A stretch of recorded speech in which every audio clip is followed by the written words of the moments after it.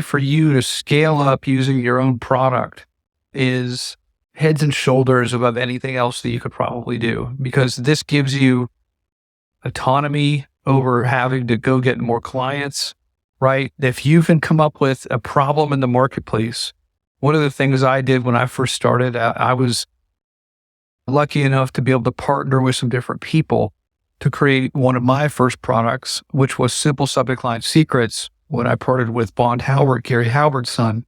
But you don't need somebody like Bond Howard to partner with you, even though that helps tremendously. What you do is you identify a problem in the marketplace. So let's say people are struggling to get they're getting webinar registrants, but people aren't showing up to the webinar, right? Or so maybe it's a webinar funnel problem that you can address in a lower ticket product, right? And lower ticket, $100 or less, $50 or less, right? You just want to start with something that you can put out into the marketplace that solves a really specific problem. So it can't be get more clients or get more sales or write better emails. That's very generic. Okay. If you're writing an email product, but you're creating an email product, what I would do is say something like, so I would never teach copywriting, by the way, because that sounds hard, that sounds complicated, and there's no end in sight. So when that journey would end for the buyer, right? Instead, what I would do is I would invite people into maybe a small group or maybe something like a one-on-one. They would say, hey, we're putting people together to show them how to get $500 to $5,000 sales from their email list without doing webinars, without doing live events, and without doing like paid challenges. Would you be interested in learning more how to do this? And then I would send out a couple RSVP type emails to get some people raising their hands and say, I'm interested. And then would ask them later on in the chatting with them, one-on-one, responding to them and asking them like, why are they interested in learning about this? What problem are they trying to solve? And like maybe what assets do they have, right?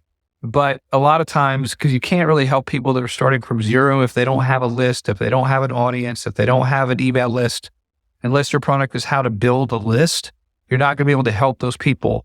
But you want to help people you want to put something out in the marketplace. If you don't want to help beginners, you want to say something like, I'm looking for people who have lists of $5, $10, and $15,000 or $5, $10, and $15,000. I'm sorry. I'm looking for people that have 5,000 people, 10,000 people, or 15,000 people plus on their email list, because I'm showing you how to get $500 to $5,000 sales from your email list, right? Now, if you did have a product like a beginner, how to start your first email list, that's a whole different thing.